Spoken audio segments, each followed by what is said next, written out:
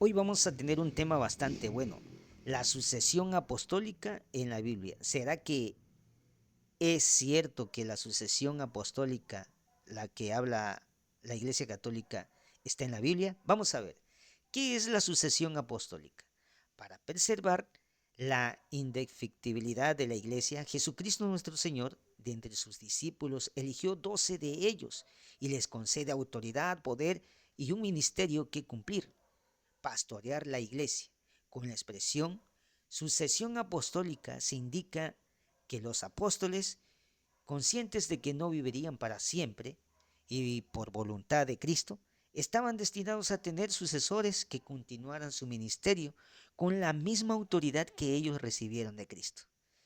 La autoridad, cuando Cristo nombró a sus apóstoles, les confirió autoridad, así como lo vemos en Lucas capítulo 6, 13 al 16.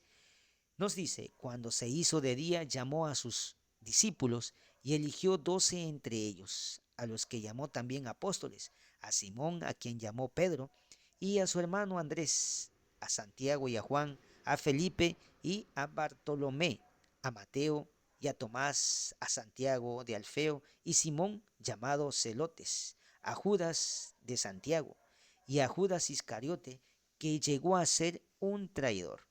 ¿Sí? También lo vemos en Lucas capítulo 9 versículo 1.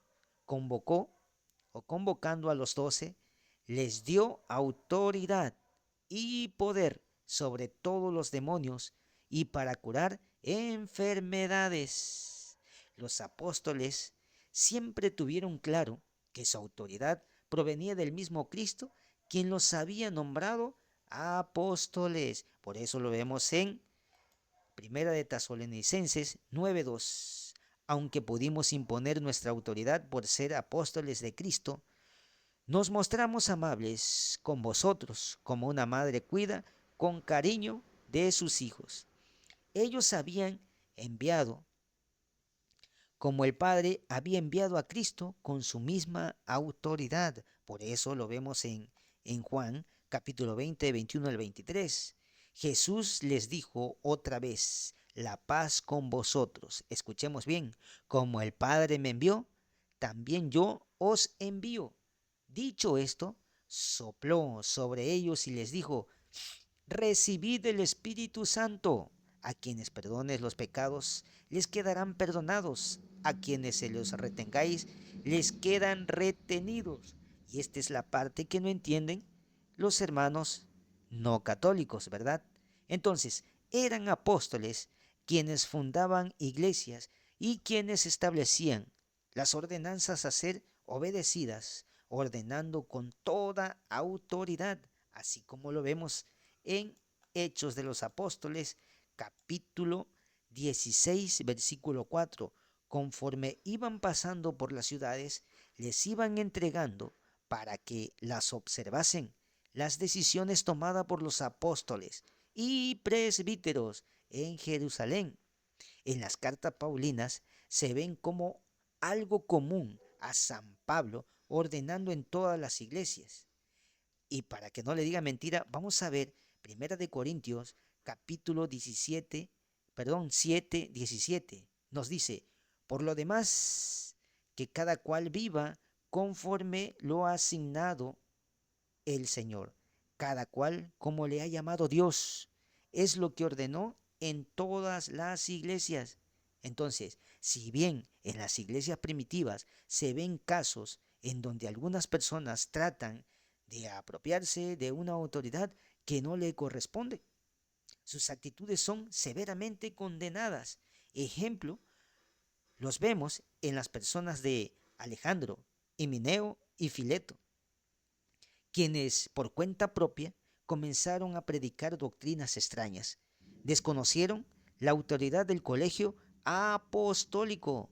¿Del colegio qué? Apostólico. Y fueron excomulgados.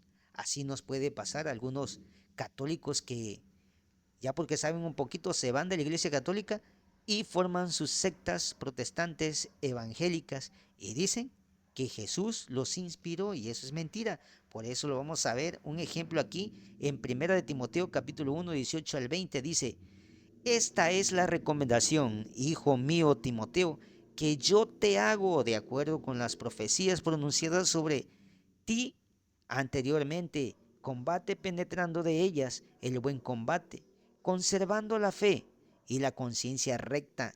Algunos, por haberla rechazado, naufragaron en la fe, y la conciencia recta de algunos, por haberla rechazado, naufragaron en la fe.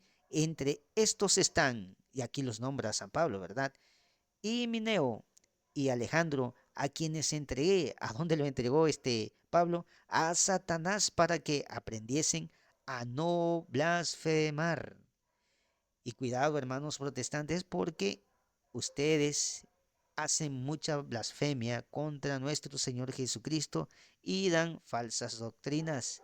Por eso, en 2 de Timoteo, capítulo 2, versículo 16 al 18 nos dice: evita las palabrerías profanas, pues los que a ellas se dan crecerán cada vez más en impiedad, y su palabra irá conduciendo como gangrena. Himeneo y Fileto son de estos, se han desviado de la verdad al afirmar que la resurrección ya había sucedido, y pervierten la fe de algunos. Cuidado, hermanos separados, no vayas a cometer ese error, ¿verdad? La primera sucesión apostólica, ¿dónde se da? ¿Cómo fue? La primera sucesión apostólica, que a veces los hermanos separados tampoco no la quieren aceptar, fue la primera sucesión apostólica que vemos en el Nuevo Testamento. La tenemos en el capítulo 1 de los Hechos de los Apóstoles. San Pedro, como líder del colegio apostólico, declara que ha quedado vacante el puesto de ministro del ministerio que Judas Iscariote, y plantea la necesidad de que algunos la reemplacen. Eso nos dice Pedro como líder del colegio apostólico. ¿Y qué nos dice en Hechos capítulo 1, versículos 17, 23 y 26? Nos dice: uno de aquellos días, Pedro se puso en pie en medio de los hermanos. El número de los reunidos era de unos 120, y les dijo: hermanos, era preciso que se cumpliera la escritura en la que el Espíritu Santo, por boca de David, había hablado ya acerca de Judas, el que fue guía de los que perdieron a Jesús, porque él era uno de los nuestros y obtuvo un puesto en este ministerio. Conviene pues que de entre los hombres que anduvieron con nosotros todo el tiempo que el Señor Jesús convivió con nosotros a partir del bautismo de Juan hasta el día en que nos fue llevado, uno de ellos sea constituido testigo con nosotros de su resurrección. Presentaron a dos: a José, llamado Barsabás, por sobrenombre Justo, y a Matías. Entonces oraron así: escuchemos bien, tú, Señor, que conoces los corazones de todos, muéstranos a cuál de estos a estos de estos dos has elegido para ocupar el ministerio del apostolado, el puesto del que Judas desertó para irse a donde le correspondía. Escucharon y echaron suertes, y la suerte cayó sobre Matías, que fue agregado en el número de los 12 apóstoles. Escuchemos bien, al número de los 12 apóstoles. ¿Y qué evidencias hay? ¿Qué evidencias bíblicas de la institución de los presbíteros por medio de los apóstoles u otros presbíteros, obispos previamente ordenados?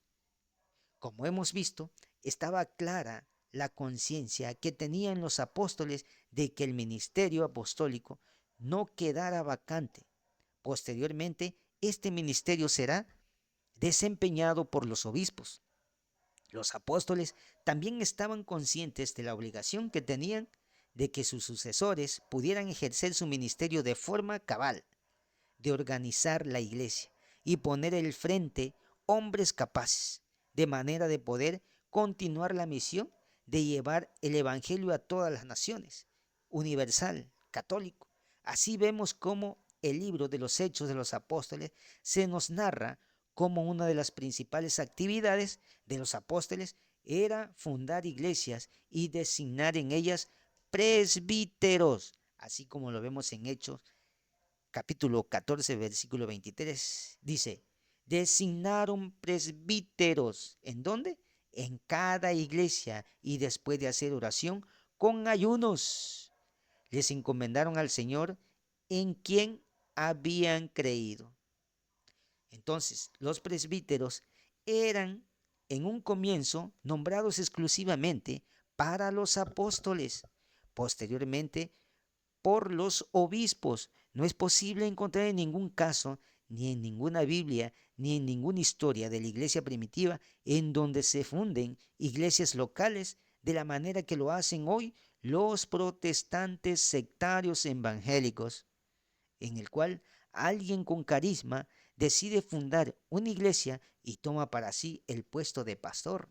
Ejemplos claros lo vemos en las cartas paulinas, donde Pablo hace mención de la ordenación de Timoteo como obispo por medio de la imposición de manos y exhorta a no instituir presbítero cualquiera, escuchemos bien, no instituir presbíteros cualquiera.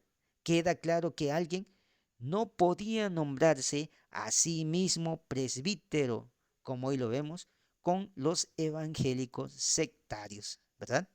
Entonces, es muy grave el asunto que tenemos hoy con estos hermanos. Por eso, en segunda de Timoteo capítulo 1, 6, 9 nos dice, por esto te recomiendo que reavives el carisma de Dios que está en ti por la imposición de manos, porque no nos dio el Señor a nosotros un espíritu de timidez, sino de fortaleza, de caridad y de templanza. No te avergüences, pues ni del testimonio que has de dar de nuestro Señor, si Él, ni de Él, ni mí, su prisionero, sino al contrario, soporta conmigo los sufrimientos por el Evangelio, ayudado por la fuerza de Dios que nos ha salvado y nos ha llamado con una vocación santa, no por nuestras obras, sino por nuestra propia determinación y por su gracia que nos dio desde la eternidad con Jesucristo. En 1 de Timoteo capítulo 4, versículo 4, nos continúa diciendo, no descuides el carisma que hay en ti, que se te comunicó por la intervención profética, mediante la imposición de manos, ¿de dónde? Del colegio de presbíteros. Ellos no, ahora sí que se imponían solos, o solo se imponían ser pastor, no. Ellos estaban bajo el colegio de presbíteros, ¿verdad? Y continúa diciendo en 1 Timoteo 5:22, nos remarco otra vez, no te precipites e imponer a nadie en las manos, no te hagas partícipe de los pecados ajenos, consérvate puro. La mención de Pablo hace se refiere a la ordenación que Timoteo recibió por medio de la imposición de manos del colegio de presbítero. Lo cierto es que para una ordenación fuera válida, tenía el aspirante que ser ordenado siempre en línea directa hasta llegar a los apóstoles. A esta legitimidad, línea de sucesión donde los obispos reciben y continúan el oficio de los apóstoles. Los llamamos sucesión apostólica. Lo mismo ocurre con Tito, quien siendo también obispo, Pablo le ordena organizar las iglesias e instituir presbíteros para su gobierno. Tito 1:5. El motivo de haberte dejado en Creta fue para que acabaras de organizar lo que faltaba y establecieras presbítero en cada ciudad, como yo te lo ordené. Siempre tenían una cabeza, ¿verdad? La finalidad era siempre clara. Por eso en 2 de Timoteo capítulo 2 del 1 al 2 nos dice, tú pues, hijo mío, mantente fuerte en la gracia de Cristo Jesús. Y cuando me has oído, En presencia de muchos testigos, confíalo a hombres fieles que sean capaces, a su vez, de instruir a otros, pues no de perderlo, ¿verdad? Pablo dejó en sus cartas gran cantidad de recomendaciones referente a los asuntos del gobierno de la iglesia. Él tenía que asegurarse que los candidatos a estos ministerios fueran irreprochables, porque sabía que el rebaño se infiltrarían lobos rapaces. Con, ahora sí, con estas directrices, la iglesia iba a poder identificarlos y liberarse de ellos. Por eso muchos se salen, porque la iglesia lo identifica y ellos mismos salen, ¿verdad? Y todo eso es lo que nos dice, por ejemplo, en primera de Timoteo 3, 1 al 10, nos dice estas palabras, ¿verdad? Es cierta esta afirmación. Si alguno aspira al cargo de episcopo, desea una noble función.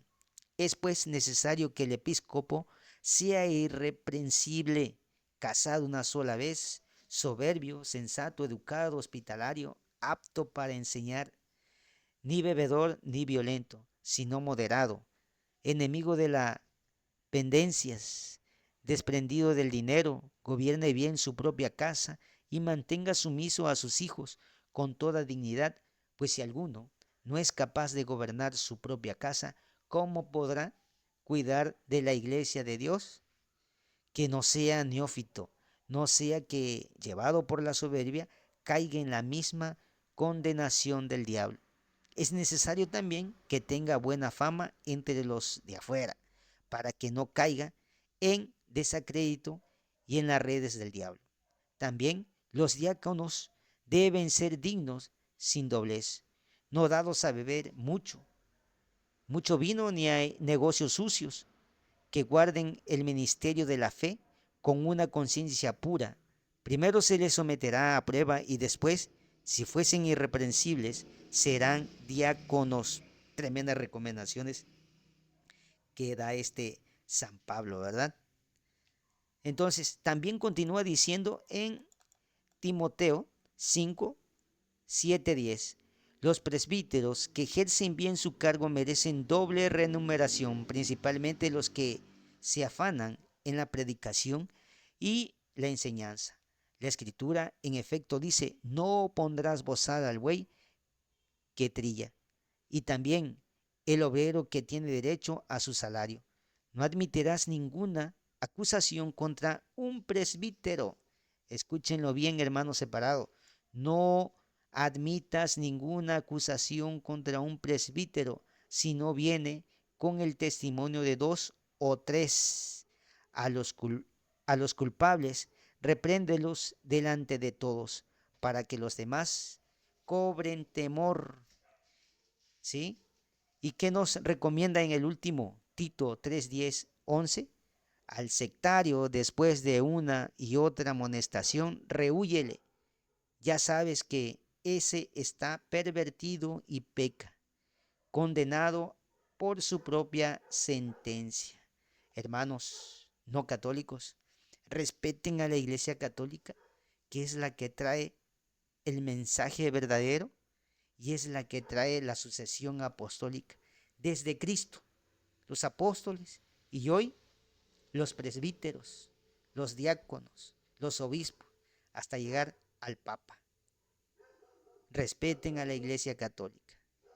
Yo creo que con este mensajito íbamos a hablar más adelante, igual, de la Iglesia es visible. Y ese será otro tema muy importante. Saludos y hasta la próxima. Ojalá y este video les dé un poco de conocimiento de lo que es la sucesión apostólica. Saludos y hasta la próxima.